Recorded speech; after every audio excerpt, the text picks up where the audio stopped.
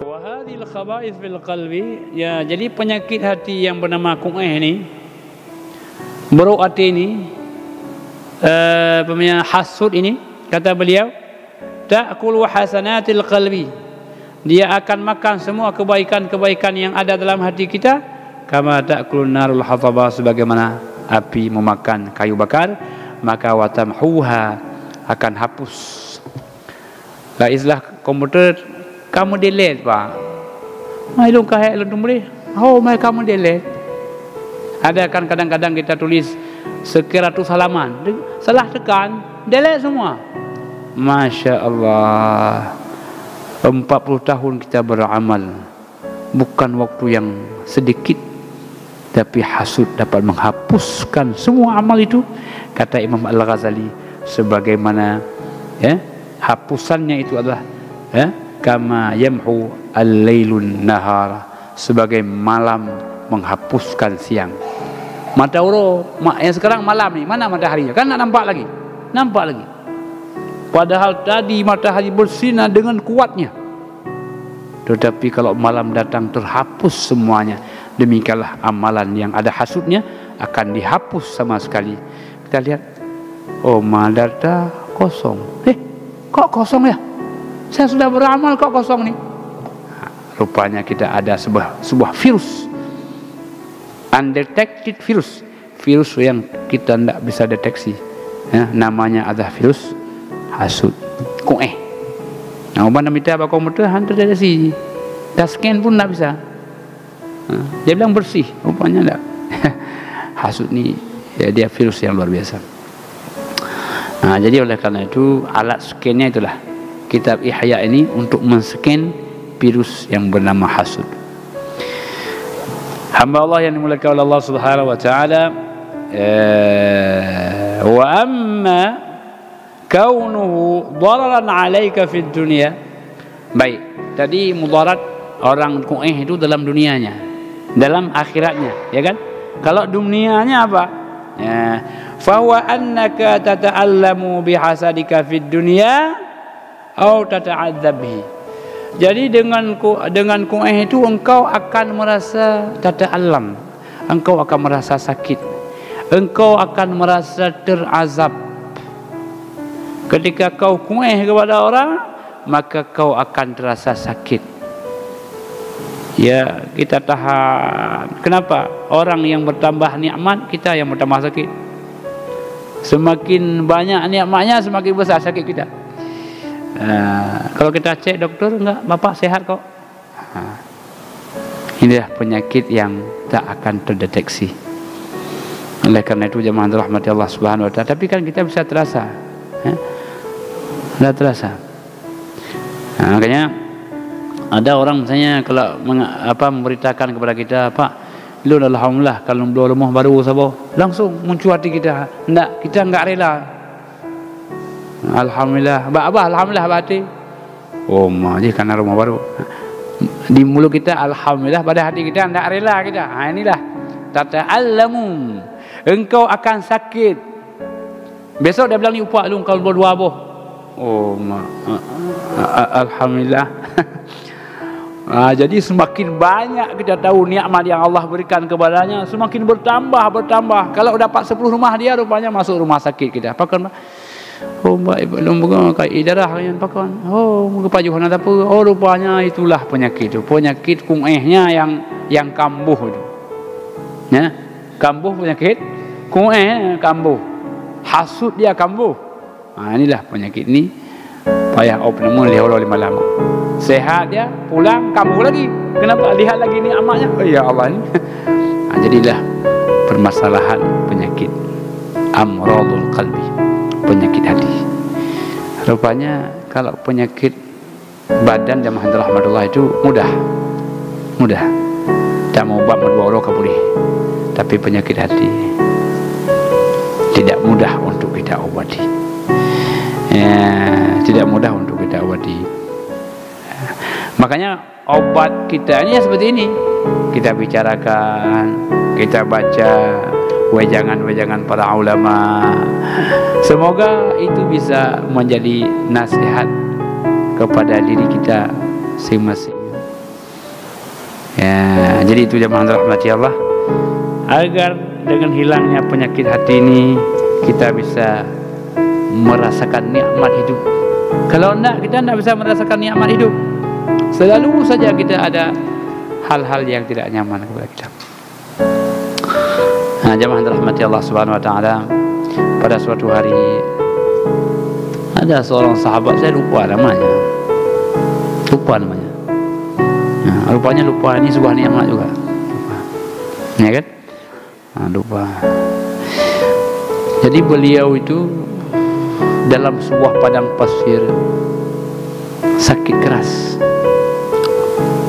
Sakit keras beliau itu, baju itu ala kadarnya. Tempat gubuk sedikit ala kadarnya. Ada seorang anak muda datang melihat siapa kakek itu kok di tengah padang pasir. Lalu, gimana kek? Alhamdulillah, saya sudah begini, alhamdulillah. Kok alhamdulillah? Keadaan sakit, kemudian baju ala kadarnya. Kok alhamdulillah kek? Alhamdulillah, saya dengan segala apa yang ada, saya masih bisa bersyukur kepada Allah, masih bisa beribadah kepada Allah Subhanahu wa taala. Tak lama kemudian meninggal beliau. Dengan syukurnya, dengan segala qanaahnya, tak lama meninggal beliau. Sudah selesailah hidup yang fana ini. Beliau kembali kepada Allah dengan rela, dengan ridha. Bayangkan kalau kita mengeluh kemudian meninggal, bagaimana itu? Nah, jadi inilah jemaah rahmatullah, ridha ini membuat hidup lebih hidup, membuat nikmat lebih nikmat, membuat cahaya lebih bercahaya. Ya, jadi ini menghadirkan nikmat, membebaskan hasud. Allah yang dimuliakan Allah Subhanahu wa taala, wala tazalu fi kamadin, ya, walahum idza a'da'uka la yukhribahumullahu ta'ala an ni'amin yufidhuha alaihim. Dan terus akan fi kabad, dalam susah, dalam gelisah, selama orang yang kita dengki itu terus mendapatkan nikmat Allah Subhanahu wa taala. Fala tazalu tata'adzabu bi kulli ni'matin, terus akan mendapatkan akan terazab rasanya gara-gara nikmat yang Allah berikan kepada orang yang kita dengkikan itu. Fa tabqa maghmuman mahrutan, ya, akan terus engkau merasa pusing, gelisah, susah. Mutasya'ib qalbi, hati kau akan bercabang. Dhayiq as-sadr, dadamu akan sempit, ya, selama engkau melihat orang yang engkau dengkikan itu Allah terus menambah-nambah nikmat kepadanya. Nah, jadi jemaah rahmatullah subhanahu wa ta'ala, inilah beberapa poin yang penting agar disadari oleh orang yang dengki, bahwa dengki itu tidak menghilangkan nikmat orang, dan dengki itu tidak akan membawa manfaat bagi dia. Orang tidak akan mudarat, bagi dia tak akan manfaat. Jadi jemaah yang dirahmati Allah, makanya orang yang paling baik orang yang lapang dada, dan salah satu kelebihan Nabi adalah Allah lapangkan dadanya.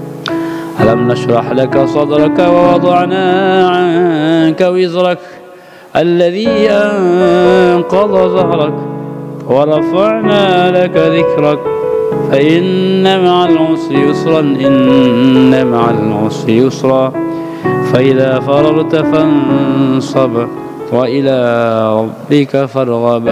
Allah mengatakan, alam nashrah, wahai Muhammad, bukankah kami telah melapangkan dadamu? Melapangkan dada. Ini lapang dada ini jemaah dirahmati Allah. Orang merasa plong dalam kehidupannya. Dia lihat rumahnya walaupun kecil, alhamdulillah, tapi kecil, kita tidak punya utang, alhamdulillah ya. Kendaraannya walaupun ala kadarnya, alhamdulillah, tidak pernah mati di tengah jalan. Jadi terus dia setiap kali menyebut nikmat selalu alhamdulillah. Walaupun bocor sekali-kali, tapi kan masih ada tempat tempel ya. Selalu dia setiap menyebut nikmat selalu alhamdulillah. Jadi ini yang dirahmati Allah. Hebatnya orang yang bersyukur, walaupun ada kendala-kendala kecil, tapi dia selalu melihat lebih besar nikmat ketimbang kendalanya. Kita bilang lumpah kan buah nangkul, alhamdulillah, nabu baik kamu budan, alhamdulillah.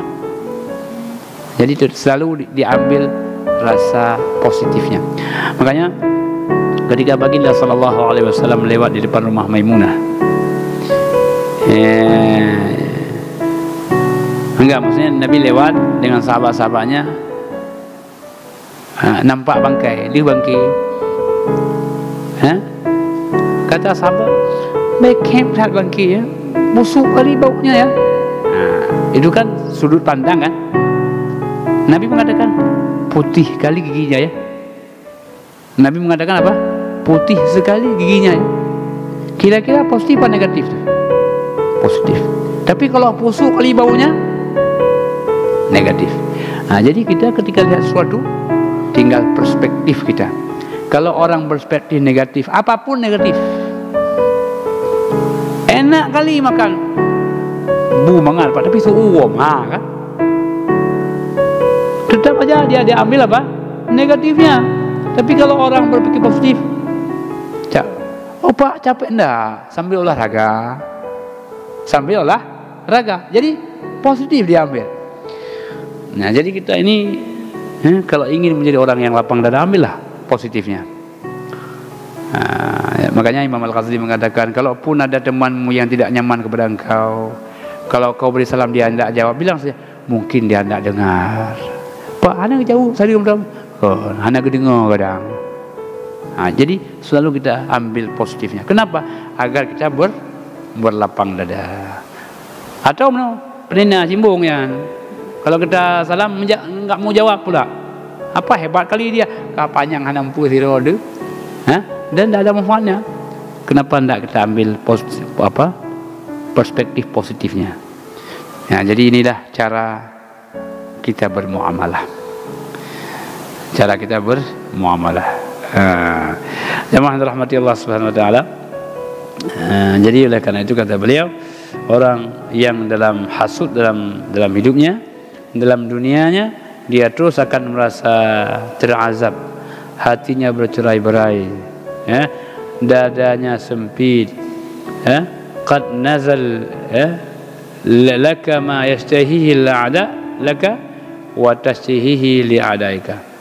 Jadi boleh jadi keinginan engkau tak tercapai, keinginan dia tercapai. Semakin tak tercapai keinginanmu, semakin tercapai keinginan dia, semakinlah bertambah penyakit dalam dadamu.